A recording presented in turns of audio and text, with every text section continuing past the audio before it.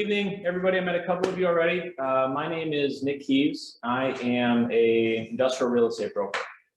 So I am a principal and a partner at the Dickman Company. We're the largest industrial brokerage firm in the state of Wisconsin. So we're located downtown Milwaukee. We specialize purely in industrial. So we're doing manufacturing, warehousing, distribution space. We do new construction as well as general brokerage, sales and leasing. Couple of fun facts about me. T Swift and I have the same birthday.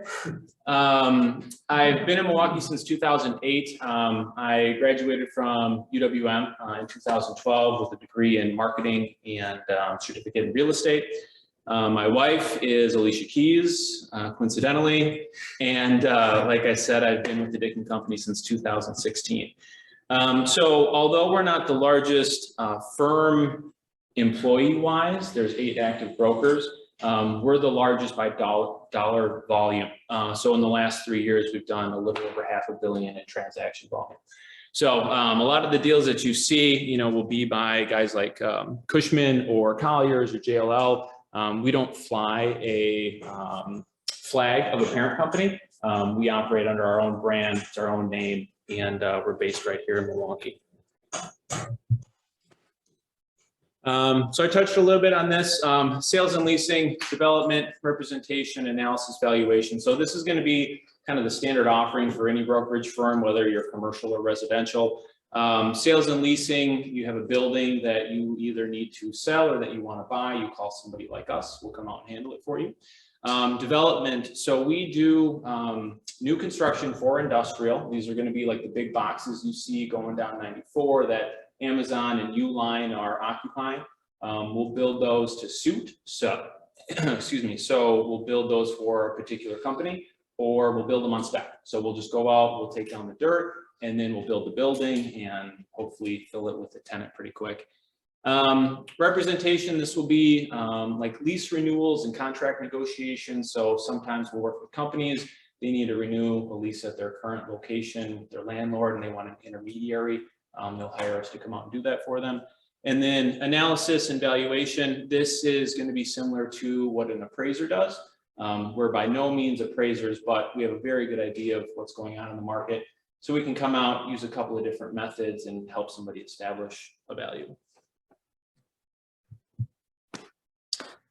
As far as the Dickman Company goes, a little bit more on us. We have about 2 million square feet under ownership. So this is not under management. This is actual property that we own. We're across a few different states in the Midwest. Most of our properties are single tenant net lease. So we have, a single group that occupies the space, or we'll have a multi-tenant building where we have anywhere between 2 and 5 tenants that occupy the space. And then on our new construction, build-to-suit projects, we'll also have a couple of different companies that will occupy the buildings. We use Bryan Building Company for our construction and for our property management. They're located out here in Brookfield. And then as far as our investments go in our portfolio, we typically hold long-term. So we field a lot of questions about selling from time to time, and we always come back and let people know we're in it for the long haul. So industrial real estate, classified as a subclass of commercial real estate. So it can take on a lot of forms. The easy ones are up here: manufacturing, warehousing, logistics properties. It also includes self-storage, as well as like heavy equipment facilities where you're going to have large parking yards where they're laying down, skid steers and they're rolling off big trailers and, dumpsters and stuff like that. It can also include like shipping ports and areas around airports. That all falls within the industrial sector. The different types of facilities that you're going to have, they're going to be your standard, box facility where you have a bunch of loading docks and drive-in doors. You're going to have service styles where they're set up for bays. You drive equipment inside. Manufacturing with overhead cranes. And these are going to be single tenant or multi-tenant buildings. You're most likely going to see these in a traditional industrial park. So you have planned developments. There's a couple out here in Waukesha, right off the highway, eastbound, westbound park. You also have a couple in New Berlin, and then scattered throughout the city, Franklin, Oak Creek, Menominee Falls, Germantown, northwest side of Milwaukee. So the reason that those have been designated is because they tend to be loud and noisy. There's high traffic. You're using tons of power, raw materials. You don't necessarily want this across the street from like a multifamily building. So they tend to be in designated areas. The last piece of industrial is going to be specific to the zoning. So it's not one size fits all in the sense that, hey, it's a manufacturing building, you can do whatever you want there. Municipalities are becoming more and more strict with what exactly you can do. So somebody that puts together widgets does not have the same zoning as somebody that wants to warehouse product and distribute. So a lot of our time is spent digging through those codes, figuring out what can fit where, and then helping landlords, land tenants that fit within those buildings. In southeastern Wisconsin, there's about 340 million square feet of industrial real estate. So this has changed a little bit. I put this presentation together about a year ago. This figure is actually up almost 15 million square feet in the last year. So that's a lot of product coming online. You see a lot of it coming up on that 94 corridor from Kenosha and Racine. The average sale price here and the average rent, you can see those are both up about 4 to 5% from last year. So not as drastic as you see in residential, right? Where people are paying 10, 20, 30% over where it was 18 months ago. We're a little bit slower, but we're still definitely up. The vacancy rate might not mean much, but it's very important to us. So this is going to be basically what is available, or what the lack of availability, I should say. Historically for Waukesha County, it's been somewhere between 2.5 to 3.5%. Within the last 18 months, that's dropped down to 1.2. So you can imagine out of 100 buildings that are out there, one building is available. So it makes our jobs a little more difficult. Any questions on any of that stuff? So we'll talk market trends, and then I'll kind of get into some specifics and what you guys would want to look for if you want to invest in industrial. So over the last probably 3 to 5 years, we've seen buildings get, to keep it simple, taller. A building when I got into the business was 21 feet, 24 feet. And that was like, holy cow, like I can barely see the ceiling. In the last couple of years, buildings have gone to 28 feet, 32 feet. They always bump up in increments of 4 feet, because if you think of how tall a pallet is that somebody ships on a semi-truck, it's typically 4 feet tall. So we just looked at a building that was 36 feet. I walked through a building like 2 weeks ago that was 40 feet tall. New construction projects like new FedEx and Amazon buildings are 70, 80, 90 feet tall. So you can imagine like really big forklifts, right, to get all that stuff up there. So it just keeps going up and up as technology improves. We also see considerably less office space. So let's say you guys, used to have a manufacturing business and you had 10 employees in the office. Well, that business now is probably pretty automated. You use QuickBooks, you outsource your HR. You don't need to have all of these people in the office. So you see more and more people moving towards demolishing office, getting rid of it, not building it in the first place. Most companies are really looking to maximize the value of the warehouse. So typically less office is better. Also within the last 18, 24 months, the COVID era, employee welfare areas are becoming huge. So the same amenities that people keep talking up in residential, where I want a fitness center and I want a community room and I want a gym and I want a space for my dog, to go outside. All of that stuff is working its way slowly into commercial and even into industrial. One thing that we see more and more is childcare facilities. So within these huge industrial complexes where the building is 200,000, 300,000, 400,000 square feet, they're creating almost a campus style facility you'll see, a little offshoot off to the side where they're building a daycare to help employees, parents manage that aspect of their lives. So it's kind of unique, the new elements that they're bringing in. Another trend that's become more and more popular, especially with vacancy rates being so low, is retrofitting existing buildings. We call it white boxing. I'll get into it a little bit more, but essentially you're taking a space that's outdated, that has, functionality issues, maybe it doesn't have the right loading, it's got too much office, the parking lot isn't set up correctly, whatever it is. And then people are spending more time on solving those problems. So they'll purchase the asset, come up with that plan, and then reposition it within the market. All right, so if you called me and you said, hey, Nick, I want to go and I want to buy an industrial building, the first 5 things that I would tell you to look for are up here. So these are going to be the most desirable features, or I should say the things that you should focus on most.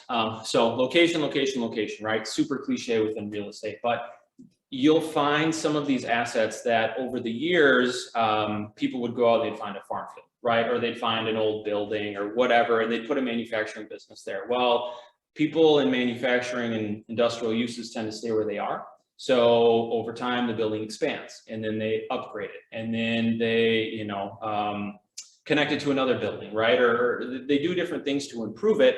And you may find yourself with a beautiful, $5 million building, but it's located, out on the edge of Lake Mills, right? Well, if something were to happen, that tenant that's occupying the building leaves or the business gets sold, who's going to backfill that building, right? So you really want to focus on major metro areas, right? Or be buying it at a number that makes sense to carry it if the building becomes vacant. Ceiling heights, I touched on this. I would say between 18 and 21 feet should be your minimum. If you're coming into this space and you're looking for a very universal, cookie cutter box to put somebody into, 18 to 21 feet is probably going to be the sweet spot. And the reason being, DOT regulates that a vehicle traveling down the road can't be taller than 13 feet 6 inches without a special permit. So most overhead doors for vehicles that enter a building are 14 feet tall. Figure you need some clearance on top of that for some lighting and HVAC. It puts you right at 18 feet.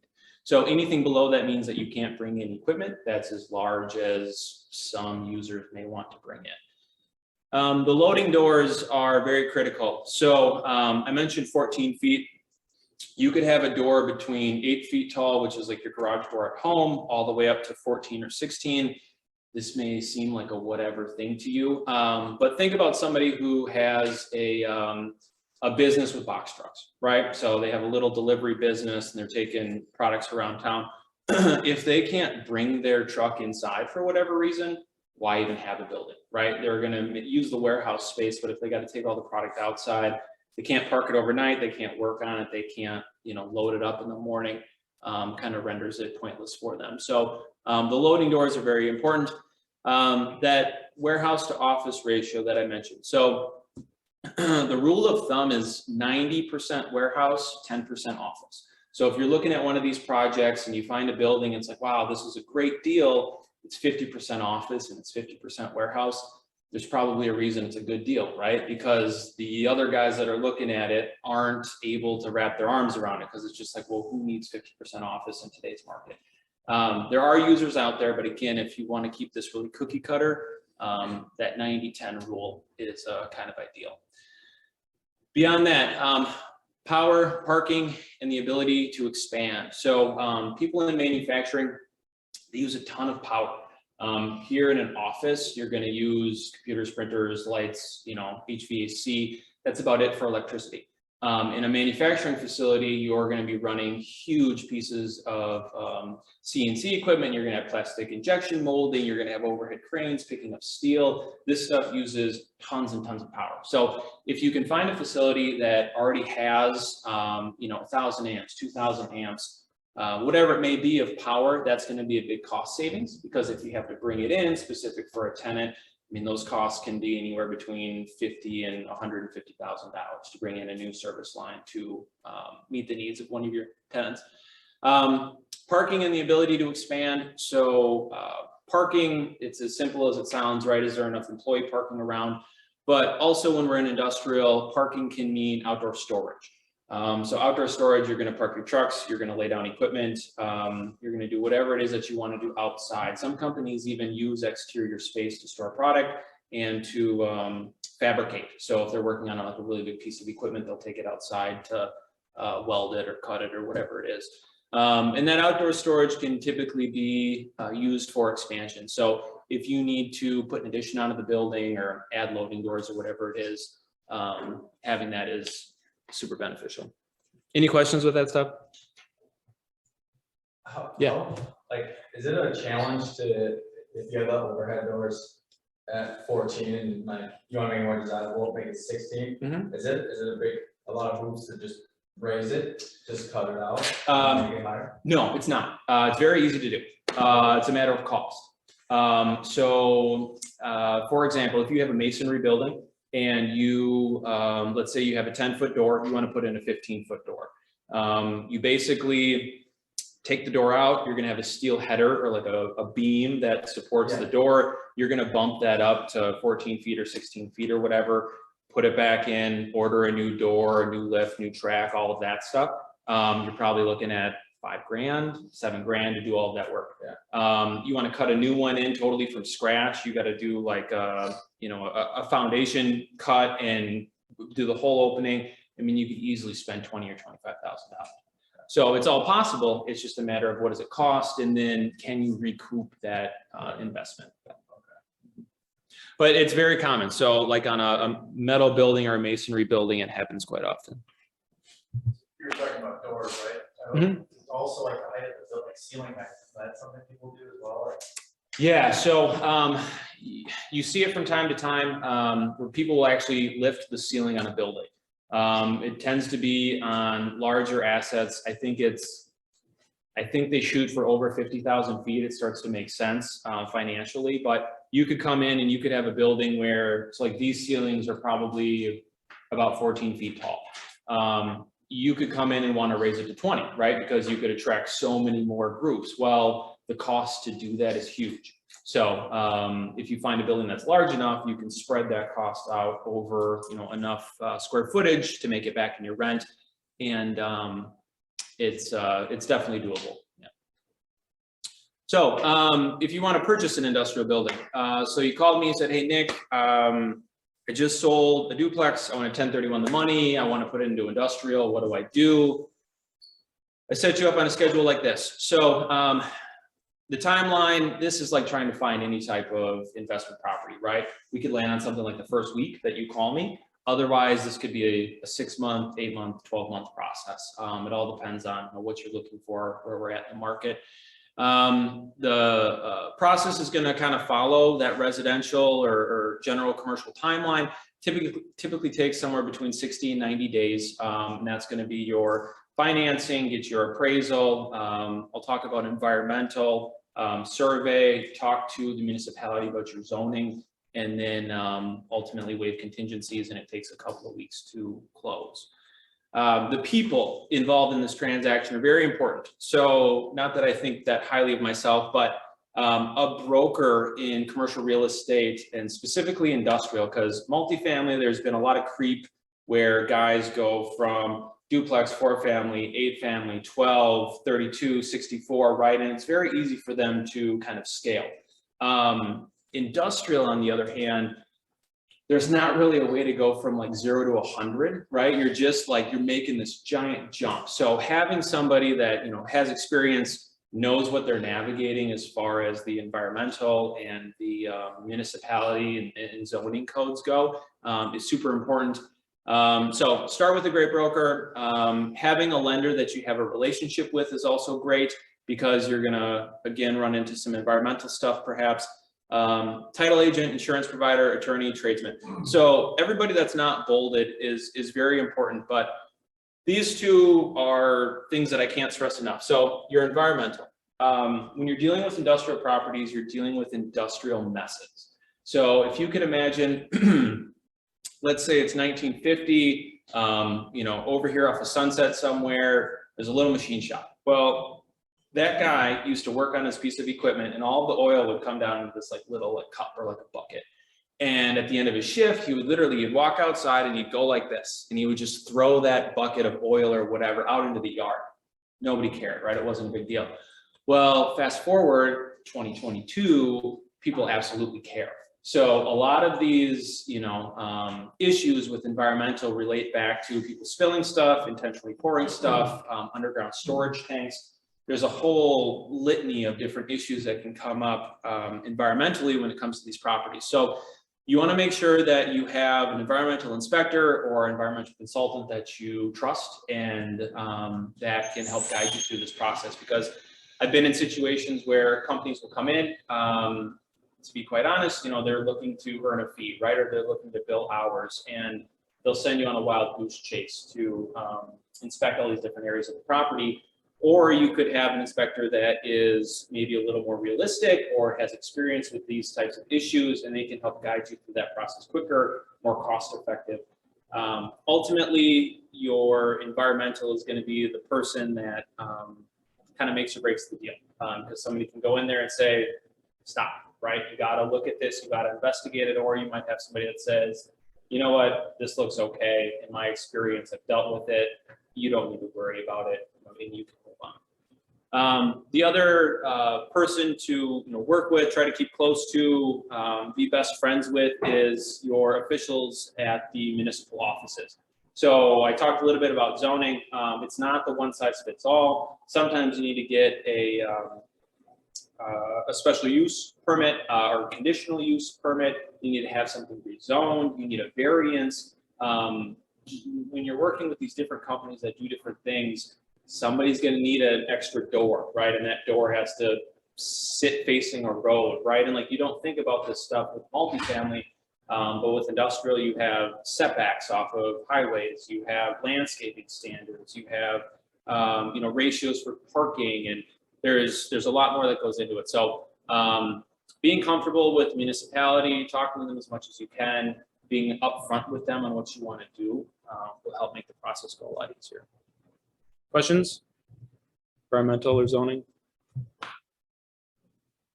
Okay, so touched on most of this stuff, but if you're gonna look at evaluating something and buying it, here are like my top 10 kind of boxes that I typically go through and check. Location, ceiling height we discussed, accessibility, so the size of your loading doors, does it have a loading dock? Another easy like rule of thumb, once you get to 10,000 square feet, you should have a loading dock and you should have a grade level door. Users that are in a space that's 10,000 feet tend to receive semi-trucks. And if you don't have a loading dock, they're going to have to pull it up on the side of the building and pull it off with a fork, and it's a nightmare for them. So having adequate loading, parking and expansion. Do you have any environmental issues that the DNR are going to give you a hard time about? Again, do you have any tanks? What was the previous use? Were they using a bunch of like nasty chemicals? Was it a dry cleaner? What was going on there? And then another piece with the DNR is wetlands. So as you get into these larger sites, the whole site is not going to be improved, right? You're going to have a big space for either outdoor storage or parking or just future expansion. Well, it's not all usable all the time. So if you look up on the DNR's GIS database, you can see, is there any mapped wetlands there? You may look out the back and think, oh yeah, like I'm going to pour a new parking lot. I could even put up another building, whatever it is. Well, you could find that there's an invasive species of yellow frogs or something like that. And like, oh no, like I can't do what I wanted to do. So making sure that you check to see if there's any wetlands or DNR issues. Number 7, neighboring properties. So this is going to be within an industrial park. Not everything flies, but you can do just about whatever you want. So you can make noise, you can make smoke, there can be odors, you can have 24-hour trucking, you can do all of these things. Well, if you're putting a tenant into an industrial park, let's say they have a little more office than somebody else. So there's 10 people sitting in the office and there's 10 people working out in the warehouse. Well, in an industrial park, that's also a great spot to put a doggy daycare.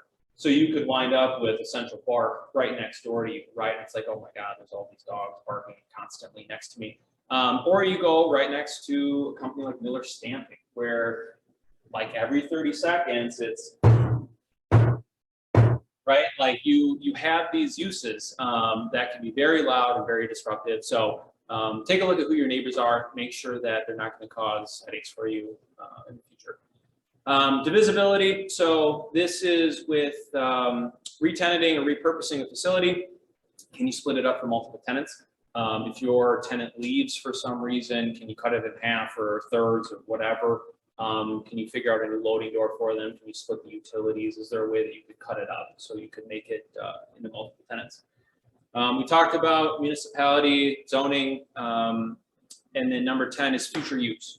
So although buildings within an industrial park tend to stay industrial, you always get that one like on the corner where, hey, you know, this would be a great spot for a quick trip, right? Can you turn it into something else? Or on the flip side, you find a retail building like an old Kmart or a Shopko or something, and I want to turn it into self-storage, right? Or you get the old like big Walmarts or something like that where I'm going to put retail on the front, but then I'm going to run warehousing out of the back, something like that. So if you keep these 10 things in mind, it's not everything with a property that you need to look out for, but it's kind of the big things. Any questions with that? What to look for, what to try to measure in? Okay. Leased versus vacant. So I get the question quite often, should I buy something that's vacant or should I look for something that's 100% occupied? Well, just like multifamily, if you buy a rundown, empty property that needs a ton of work and a ton of money, you are going to do the best on it cash flow wise, right? Granted, you do it right and everything goes according to plan. So there's a tremendous amount of value in buying something that's vacant. If we start with a lease property, the terms that we most reference are going to be for a single tenant, either an SLB, which is a sale leaseback, and in a sale leaseback, it's basically the business owner also owns the real estate, and they decide they no longer want to own that real estate. And so they call somebody like us. We help them come up with some general terms. We bring in an investor, and then the business owner leases that building long-term. We sell it to an investor. So actually, Smart Asset just did a deal like this.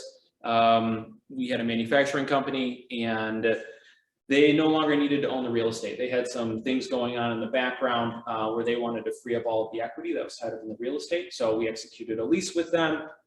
We brought in a great buyer, and it was a win-win because they got to stay in place and they also got to utilize all of the money that was tied up in their building. The other term, STNL, it's single tenant net lease. This is basically the same thing as a sale leaseback. However, it's not the first time that it transacted. So you can imagine sale leaseback, the owner and the business owner, you know, it's all one thing. Whereas a single tenant, it just refers to the facility. So you also have multi-tenant buildings, just like the retail strips that you see around town. They're going to be stacked up. Your loading doors are typically on the back. You have multiple tenants that occupy one space. You have two types of leases. So you have a triple net lease. A triple net lease is probably the greatest invention to ever hit commercial real estate. So a triple net lease is going to mean that the tenant pays for the taxes, the insurance, and the common area maintenance on a property. So as the landlord, you are being paid base rent. So let's say it's $5. And then they're also paying the triple nets. So they're paying the taxes, the insurance, and the common area maintenance. There's also a few more things that you can charge them, but essentially you're recouping 100% of the cost plus rent to operate this building. So as you're running your numbers, like with multifamily, you're paying taxes, you're fixing stuff up and doing whatever miscellaneous items need to be taken care of. We don't do that in commercial real estate, not all the time, but most of the times it's all billed back to the tenant. So it makes for a very clean transaction. There's not as many headaches. Absolute net is a variation of triple net, but in an absolute net lease, there is truly no responsibility by the landlord. So the tenant is going to fix the roof. They're going to replace the roof. The tenant is going to replace the parking lot if there's ever any problems. The tenant is going to basically take care of every little part and piece that goes into a building. So it's truly off off responsibility for the landlord. So like a lot of times on an absolute net lease, you'll see these with a lot of retail tenants like Family Dollar or like a Starbucks or like a 7-Eleven. Like these big corporations will come in, they'll take on all of these expenses. So that's for lease properties. For a vacant property, so this is my favorite type of asset because you can come in and quickly turn it around and make a whole bunch of money doing it. We refer to what's done here as called white boxing. I'm sure this is similar in multifamily, but what we do is you find an asset that is underperforming one way or another. Either it's just kind of like run down and it hasn't been used in a while, or maybe it's a functional thing, right? Like it doesn't have the loading, the ceilings are too low, it doesn't have any power, whatever. So you can come in and kind of go through these handful of things and turn it around. We demolish the office, we'll fix the loading, we'll put in a bigger door, we paint the inside and the outside, we do new LED lights, we'll divide it if necessary, we can expand parking, and then ultimately we reposition it to a new user. So this is one of those things where, you know, if historically it was towards one type of manufacturing, maybe we'll paint it all white, put new lights in it, cut it in half, and now we're going to target more of like a small assembly company or a small distributor, right? That may not need everything that manufacturer once did. Questions with this stuff? White boxing? It's pretty simple. How much cheaper is the vacant building? It's a good question. I don't know if I could put a percent on it, but I would say on pro formas that I typically run, once you factor in the acquisition of the real estate and the cost of improvements, your cash on cash return typically falls somewhere between 17–18% and almost 30%. That's post work, right? Like that's after you get all these improvements done and get it all leased out. Whereas on, you know, more of a traditional turnkey, like a sale leaseback deal, you're going to get a cash on cash return of like 7% or 8%. So I guess it's hard to say exactly what that savings is, but in most of the deals that I see, your the benefit or the profit is way higher on a value add deal. What kind of tradespeople do you need to know to do that white boxing scenario? I mean, you just call it you don't call it your local guy, right? You actually do. This like really is, a lot of people are like intimidated by commercial real estate. I mean, you have Joe the handyman that comes out and paints a warehouse the exact same way that he comes and paints your duplex for you. It's just on a way bigger scale. There's pros and cons to using Joe the handyman, right? Like you don't know if he's going to show up, he's going to steal your paint, right? Like stuff can always happen.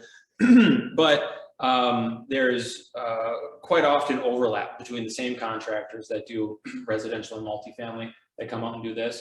The big thing when we come in, demolish everything that doesn't need to be there, right? So like you see all of this ductwork that goes around. If we're not going to air condition the building anymore, that comes out. Any old conduit, right? So like you have big pipes that run compressed air or that run power or, you know, an old crane rail or something like that. All of that comes out. So you want to take it down to just the shell, bare bones, spray it all white, put LED lights in it, clean the floor, buff the floor, you know, figure out your loading doors, and then you hit marketing really hard. You just try to find the tenant. It's night and day. I wish I would have put a couple of pictures in here before and after, but if you guys go out and try to find, like say you go onto LoopNet, right? I want to buy an industrial building. You're going to find a front photo, maybe you'll find 1 or 2 photos inside, and that's going to be about it. Industrial buildings are ugly, like especially inside, like they're nasty, they're dirty, they're poorly lit. You know, like a lot of the times when we come into these deals, it's not a place that you'd want to sit down and like spend some time. So as quickly as you can get in there and just simply paint everything white and do lights, right? And just get it all cleaned up, it shows so much better, and that usually takes care of your leasing problem. So here's a couple example transactions. So sale leaseback is the first one here. This was a deal from probably about 2 years ago. So that cap rate is, I would say, no longer tied to the market, but this was kind of a unique deal. It was in a tertiary market. It was north of Milwaukee and Ozaukee County.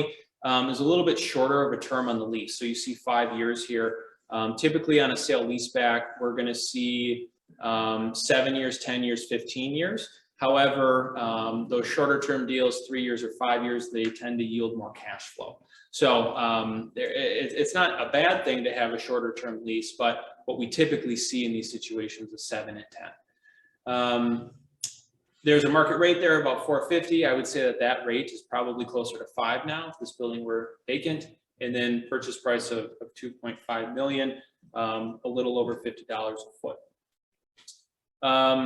That situation, we had a building owner previously owned the business. So it was a gentleman in like his 60s. He had started this business, built the building to run his business out of, ran it for 15 years, was very successful, decided to sell the business to private equity. Private equity didn't want to own the real estate. And so he wrote up a lease with them. He held it for a couple of years. And then he got to a point in his retirement where he said, I'm moving to Florida. I'm going to play golf. I don't want to own this real estate or be responsible for any of this anymore. And so he called us, we came out, and he had about 5 years left on the term. He already had this rent in place, and we found an investor to come in and purchase it from him. So he was able to walk away. The buyer had a tenant that was pretty entrenched in the building due to their manufacturing process. So it was a win-win. The next transaction here, so this is one that I would consider a value add. This was up in the like Mequon, Cedarburg area. This transacted at the end of last year. This was kind of a unique scenario where the building was owned by just a random landlord, and he had a couple of tenants in the building. One tenant grew over the years and occupied like 2/3 of the building. And so they continued to grow. They outgrew the entire building, and they went out and bought a new building on their own. So this landlord had this huge vacancy. He had like 2/3 of the building that was vacant. And so I brought a buyer to the table that needed to occupy about 1/3 of it. And there were some existing tenants that came with the deal for about 1/3. And then that left us with about 1/3 to white box. So we got it all painted, we got new lights in it, and then we got it leased out. So that was a great situation for him where he could come in, he could use his business to occupy it. He had some cash flow already to carry the property from those tenants. And then we did some leasing and got it buttoned up. Questions with that stuff? What's typical long-term on these? So you're going to see 20 to 25 year amortization. Rates are going up by the minute. So banks are fixing stuff right now, typically in term with your anchor tenant. So like, let's say on that last transaction, you had a 5-year lease, typically you would get fixed for 5, but rates are all over the board right now. Somebody that's, you know, great credit, high income, you know, they're a pretty reputable name as a landlord, you know, maybe they're somewhere in the high 3s on a rate right now. You know, there's guys out there that are getting quoted almost 5% right now. So rates are all over the board, but you can typically get a 20 or 25 year amortization. Okay, so these are 2 properties that we've built within the last 5 years, new construction projects. So the top one, this was a deal that we did for Arena Americas. They're a national tent and canvas company, and we built this for them down in Oak Creek. They were a tenant of ours in an existing building. They outgrew the space. We worked with them to come up with a plan to build this new facility. So we worked out a 10-year term with them. Building was a little over 100,000 feet. You can see the rough cost of construction there. And then we ultimately worked out a rate of about $6.25. So those 2 items, the 73 and the 625, as you can see, or if you noticed on a couple other slides, that's significantly higher than what the market is or what the average sale price is. The cost of construction is up, right? And so as the cost goes up, we have to charge higher rents. We don't necessarily get in industrial, the same type of like rent assistance or subsidies that multifamily projects will get from time to time.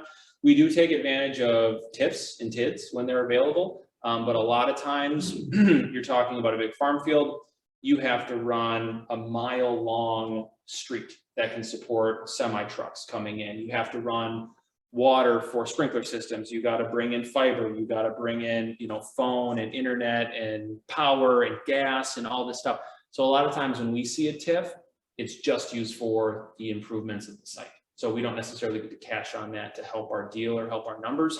It's just to make it so we can put up the building. The second one is a spec construction. So this is a situation where we identify a need in the market, right?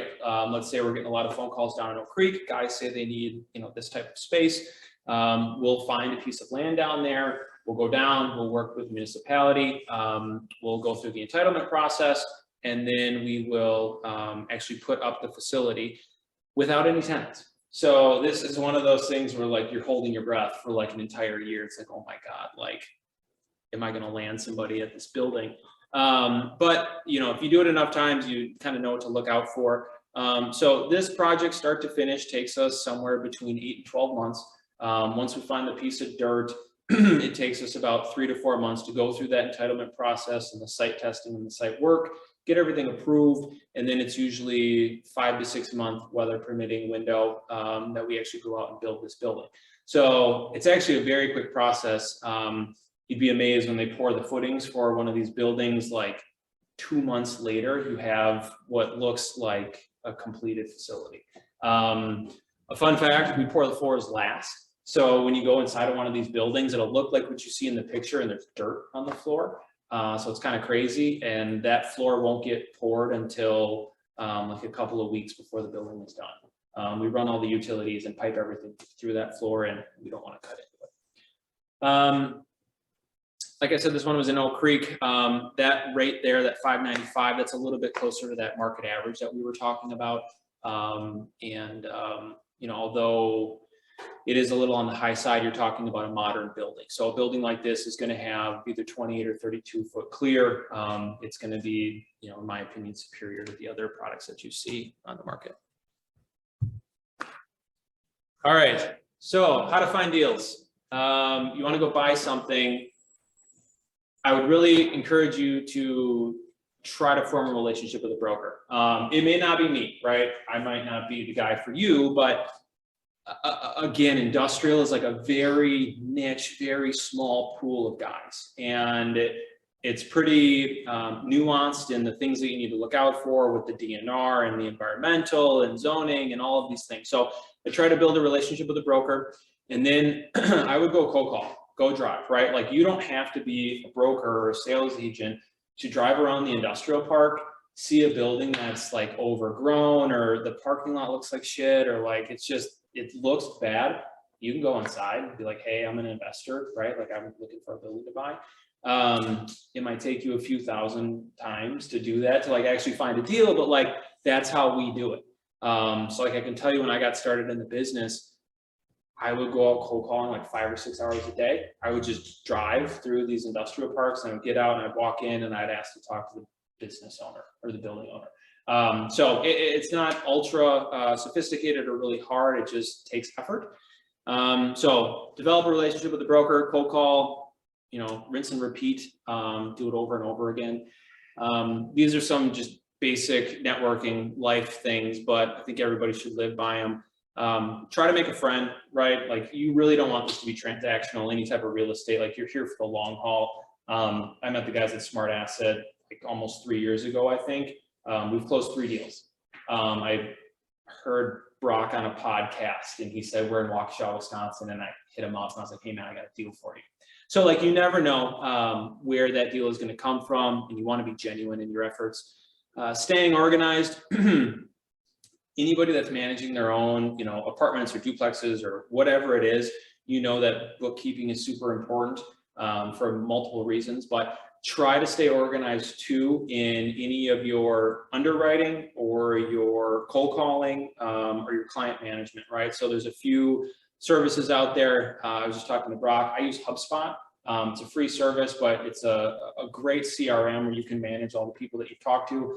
I mean, I still have a spreadsheet of investors, right? And it's name, number, what are they looking for, email address, right? And you can keep it very simple, but try to stay on top of who it is that you're talking to.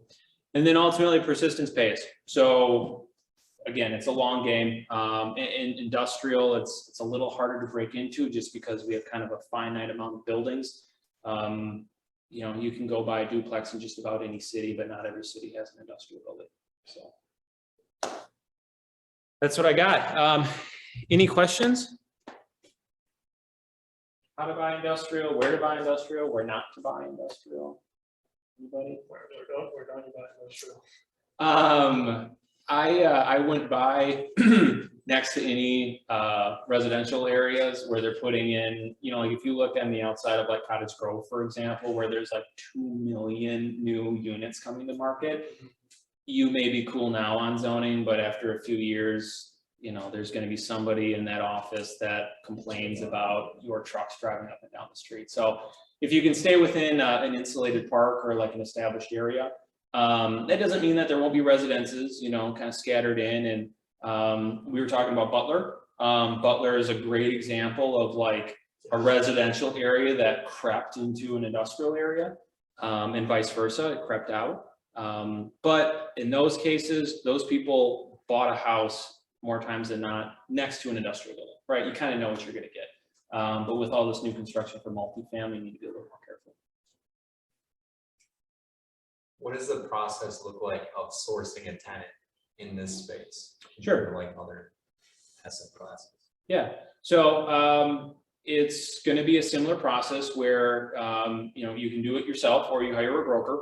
But the broker is going to come up with some type of an action plan for you. So what we typically do, depending on the space, we'll use signage, which sounds very basic, but it actually works very well. Signage on the building. We'll come up with a marketing plan. So where's it going to be? CoStar, LoopNet, Xceligent, Crexi. There's a handful of different services that kind of go above and beyond what like the average person can just find on Google. Also, this sounds crazy, but Facebook Marketplace and Craigslist are great for these like smaller buildings where you're going to have like a plumber or electrician or something like that. Because a lot of times those guys don't call a broker to go find a space. They drive around town looking for one, and then they go onto Craigslist when they can't find it. So I talked to Brock before, like they've had a lot of success filling some of these smaller units, just using Craigslist. I typically estimate that it's going to take somewhere between 4 and 6 months to find a tenant. For the smaller spaces, it usually goes a little bit quicker. But for these larger blocks of space, when you're talking 20, 30, 40,000 feet, I mean, you could all of 6 months to find a tenant. Also, multiple vacancies within a building tend to take more time. So, you know, it's not just like, hey, I'm going to fill 5 units in 6 months, right? We're going to expand that out a little bit. It might take a year to find all 5 of these. So yeah, it's going to take about 6 months. If you're working with a broker, they'll help you come up with a plan. They'll help you with pricing. So they'll run all the market comps for you and, you know, let you know where they think the building should be priced at, and then help you with those lease negotiations. Fees. So if you hire a broker to do this for you, it's going to cost somewhere between 5 and 7%. And that's the sum of the net rent over the term of the lease. So like, let's say it's a 3-year lease. You're getting $33,000 a year. So at the end of those 3 years, it's $100,000, 7%. I just made $7,000. And that's paid upfront at the time of lease execution. So it can seem like, oh man, you know, I'm paying a broker all this money. Well, you just paid $7,000 in turn for $100,000, right? So it tends to work out in favor of the landlord. So when you're white boxing property, at what point do you really start marketing that? Immediately. I usually say as soon as you can close, if there's one little corner of the building that you can clean out and take a picture of, I would. I have clients that will take down a big project. They'll hire a designer to come up with like a big billboard for the front of it. It's like, boom, you know, this is what it's going to look like.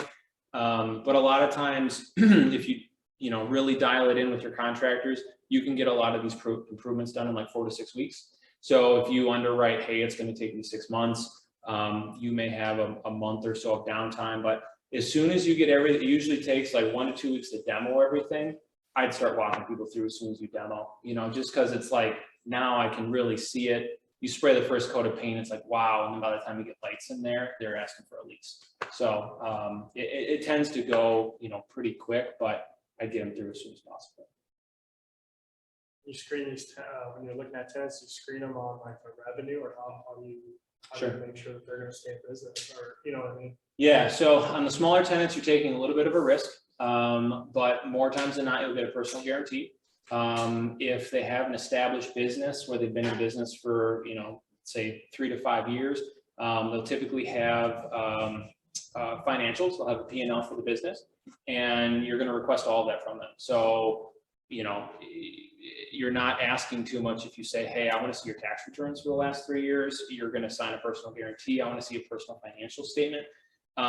Smaller tenants, they might be like, whoa, creeper, like, I'm not going to give you all that stuff. But for you as the landlord, I think you're justified, right? And in some scenarios, you need to report this back to your bank. So certain lenders will require quarterly or annual reporting on who your tenants are. And so you need to have something to show them and be like, look, this guy can pay the rent. Because that, that lender may be closing out a construction loan, or they may have floated you a line of credit to do some of these improvements, and they want to know that your tenants are capable of paying this money back. Did that answer? Yep, exactly. On bigger tenants, you get some name recognition. You'll see a little more sophisticated financials. You're talking in terms of EBITDA as opposed to like how much money's in your piggy bank, that type of stuff. But yeah, you're going to vet them through the whole process. It's not necessarily the broker's job to run a credit check or to be that judge whether or not this tenant can pay rent, but the broker is there to be like, yeah, these guys aren't giving you the warm fuzzy feeling, right? Like you do this enough and you're like, that guy's not going to pay you rent, right? Or he's going to put a bunch of like tires in your warehouse and then leave town, which happens all the time. So yeah, the broker's kind of there to help guide the process. Any other questions? When you were out cold calling, you got in front of these building owners, what's the difference? Want to do it? Sure. Okay. Hey, my name's Nick. Good. Jimmy? Yeah. Awesome, man. I'm an industrial real estate broker. Right down the road from you, I just got a new listing. It's like a 10,000 square foot building. Stopping to say hi. Just wanted to introduce myself, see if maybe you guys are in the market for some space. Not at the moment. Yeah, it's too bad. I didn't see that coming. Well, no worries. Can I maybe do the card with you? Then I can follow up with you down the road. Maybe you're looking for something. Okay, sounds good. So, I mean, something like that. It's very nonchalant. It's again, it's like it's a numbers game. So, like, you could burn through like 50 doors in a day. And like, I don't always have a building available down the street, right? But they don't know that, So like, I'm in there just like kind of feeling my way around in the dark, looking for a light switch. And it's like, well, hey, do you need any space? And a lot of times you're just looking for that contact info. So you want to figure out who the decision maker is. If you do go cold call, as you drive around, look at the parking lot, okay? If you see brand new Yukon, Cadillac, Tesla, you see a G-Wagon, you slam on your brakes and you run inside because the business owner is there, right? Because like people that are making, $10 an hour are not driving Tesla. And so you can go inside, the receptionist is like, oh, well, I don't know if he's here. It's like, oh, I just saw somebody's car outside. It's really cool. Like I bumped into it. Is he around? Can I talk to him? So I mean, like you can say whatever you want, but you get that contact information. They probably don't need anything now. But you go back to your CRM, put it in your CRM, send them an email. Hey man, I stopped in, wanted to see if you'd have a need for anything. Can I help? Probably not, right? He's gonna just avoid it and put it in the junk. But then call him in 6 months, right? And then maybe you don't stop in again, but maybe you call him and leave a voicemail, right? Or you stop back, right? So like it's all about a numbers game with the cold calling. A lot of people are uncomfortable going inside, like stopping in the industrial park, walking inside. but it's like the business owner is right there, right? Like you could do this like crazy software program where like, I'm gonna email him through this like ghost account and like, he's not even gonna know, he's gonna think it's like a coupon and he's gonna open it and like, I have his attention, whatever, or you could just go inside. And so I really encourage people, especially like new brokers, but like if you guys want to get into this too, like find a building, walk in the front door, just like, hey, you know, I'm an investor, right? Like I'm looking to buy property like this in the area. Is the owner around? Or have you guys ever thought about selling? Or like, have you guys ever needed to expand or whatever the question is? So I would encourage you to go inside. Anything else? How often do you come across people that, to your point from earlier, like the abandoned warehouse or abandoned Walmart, that kind of stuff? Yeah. How often do you come across people that actually purchase that? And sell it or something? Oh, all the time. That's hot commodity right now. Because like, as you've seen prices go up, the opportunities are less, right? Because I mean, you have so much competition out there. People are paying stupid money for these assets. So it's like, okay, can I get creative, right? Can I tackle that project? So if you find one of these value add opportunities, there's typically people like tripping over themselves to buy them because they see that cash on cash, right? They see that, oh, I can make 20% or 30% by doing this project. So yeah, I don't mean that like to discourage you. There's absolutely opportunities out there, but it's not like everyone's sleeping on them, you know? But if you're the one that finds it, you could buy it, right? Or you could tie it up and assign it to somebody, right? I mean, like there's a million ways to make a buck in real estate. What's like the typical holding cost for, say, an industrial building when it sits vacant? I know that's pretty broad, but. Sure, $1 million. It's going to depend on the size of the deal. We were just talking, most lenders nowadays, if you're going to do some type of a value add project, they'll work with you to give you some interest only. So maybe you get 3 months or 6 months. I just did a deal with a big conversion project on like 100,000 square foot building. They gave me 12 months interest only. So there's different ways to go about it. Otherwise, in your underwriting, I just said, throw in an extra 5% or an extra 10%. I don't know what your actual costs are going to be. But you figure you got property taxes, you got to minimally heat the building, and then you got to pay your mortgage and interest. So if you can, you know, pencil out those numbers, the rest is just what's it cost me to paint, what's it cost me to put lights in. Those, rent per square footage, does that fluctuate quite a bit? I mean, is that something that can come down, obviously? Oh yeah, for sure.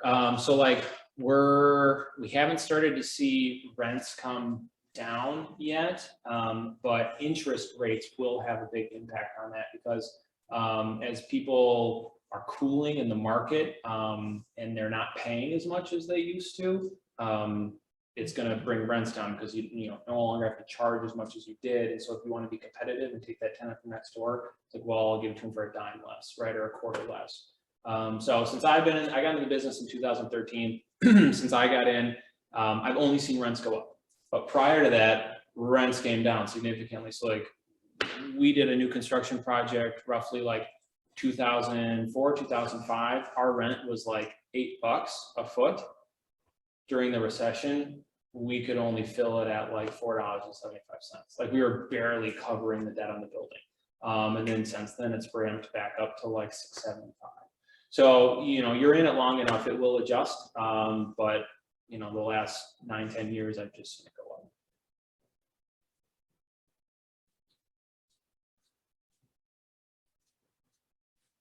Good.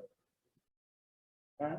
Well, thank you guys. I'm super reachable. Call me if you want to talk about anything. I try to go out to lunch with people like 2 to 3 times a week. So if you didn't think I was a waste of time, hit me up. Love to connect. I'm super active on LinkedIn, podcasts, public speaking, this type of stuff. So whatever I can do. Thank you. Thanks.